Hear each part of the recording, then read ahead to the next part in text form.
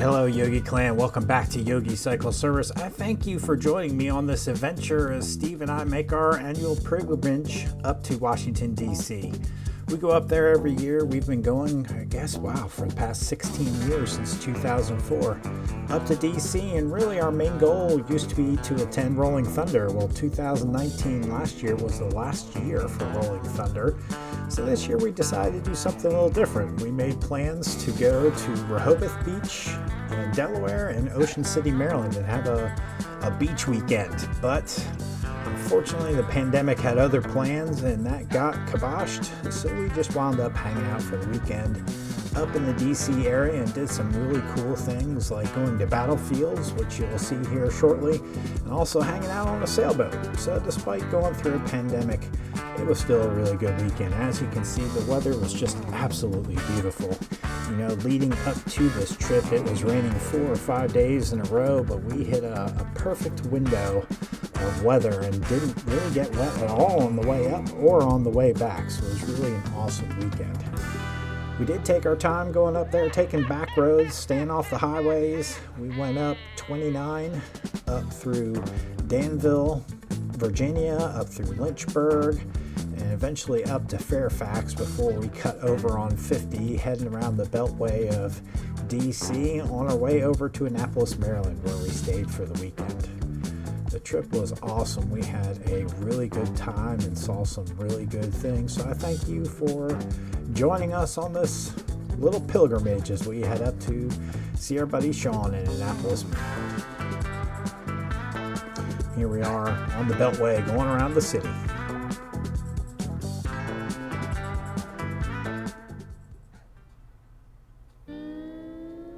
Day 2, Antietam Battlefield.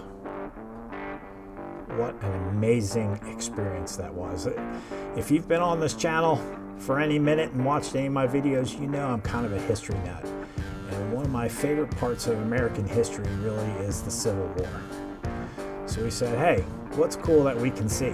Let's go ride over to Antietam and check out Antietam today. Last year we were at Harper's Ferry, another really cool place to visit. But before we went there, we had to make a few stops along the way, like the Harley dealer, because we needed to change some fluids in one of the bikes. So I figured I'd pop inside and grab a t-shirt while I was here.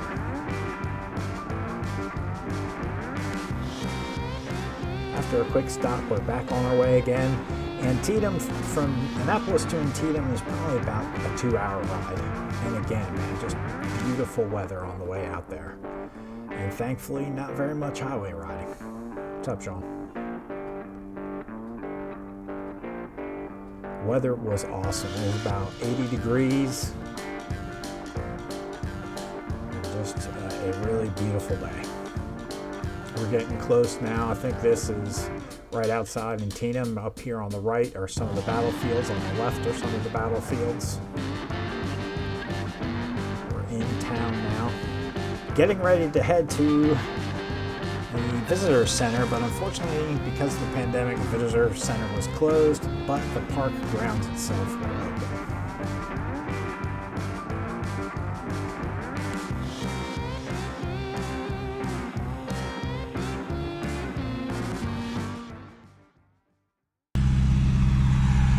Little bird just came out of this one. There's a full-blown nest in here.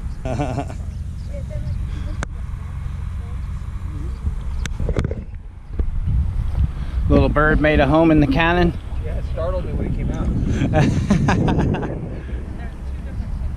He came out and said, hello. Yeah. Hello, nice to meet you. Yeah. See there? Yeah. Yeah. A little bit away. I don't want to freak out the bird. No, he's not in there anymore. Not in there. There's none in there. Yeah, lobbing shells from here. You have a monument there, monument there, monument there. Big one there. And 3 up on the hill over there. Big one right there.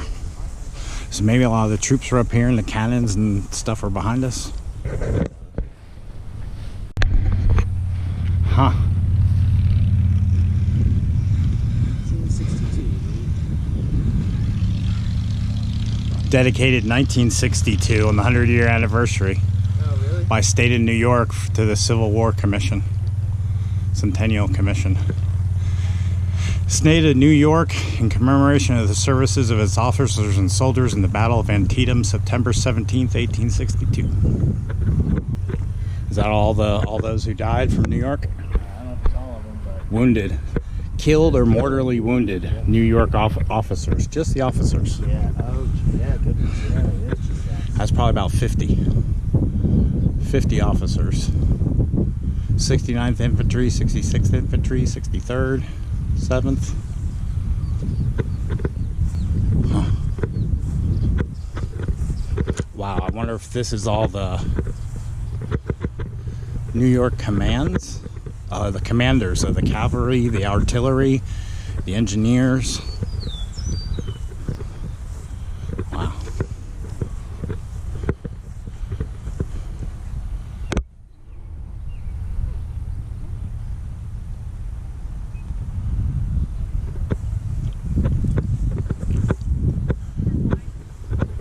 General officers in the New York State in command. General Edwin Summer, Fritz John Porter,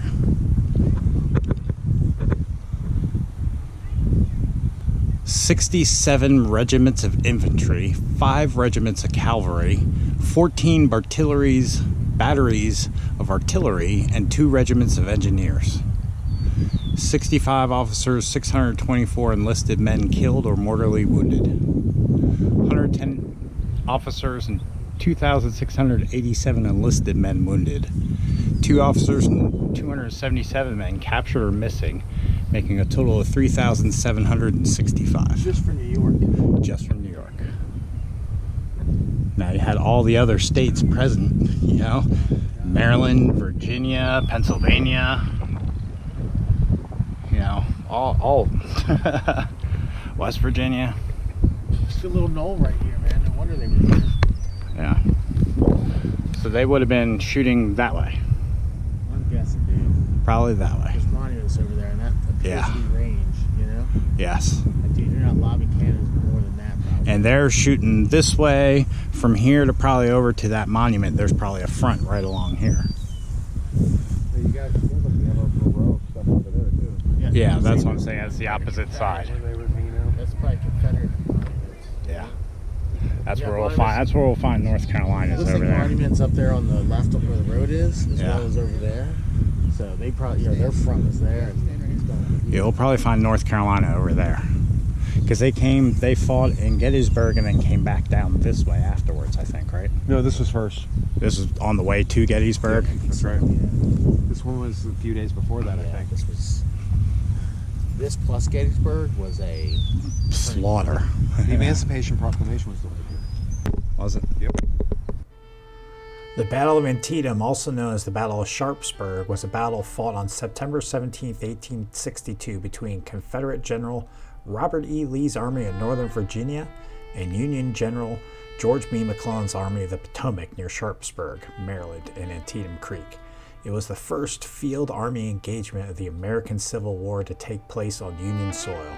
It was the bloodiest day in the United States military history, with a combined tally of 22,717 dead, wounded, or missing.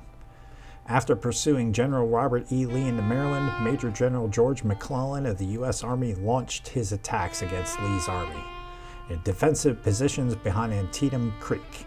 At dawn on the 17th, Major Joseph Hooker's corps mounted a powerful assault on Lee's left flank. Attacks and counterattacks swept across Miller's cornfield, fighting and swirled at Dunker Church. Although outnumbered 2-1, Lee committed his entire force, while McClellan sent in less than 3/4 of his army, enabling Lee to fight Federals to a standstill. During the night, both armies consolidated their lines. In spite of crippling casualties, Lee continued to skirmish with McClellan throughout the 18th, while removing his battered armies south of the Potomac River.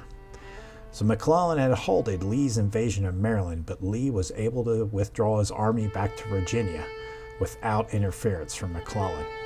Although the battle was tactically inconclusive, the Confederate troops had withdrawn first from the battlefield, and abandoned their invasion, making it a Union strategic victory. It was sufficiently significant victory to give Lincoln the confidence to announce his Emancipation Proclamation, which, by freeing more than 3.5 million slaves in Confederate states, it began the process of emancipation for all remaining persons considered legally as slaves within the United States. In doing so, discouraged the British and the French governments, which were heavily opposed to slavery and in fact had abolished slavery in their respective nations prior to the Civil War, from pursuing any potential plans to recognize the Confederacy. What a humbling moment to be driving through these battlefield areas, to see all the memorials, the plaques for all those who had fallen, the 22,717 men who died on this one day, on this one battlefield. It was absolutely crazy to think about this. The cannons placed in the ground like this for fallen generals all over.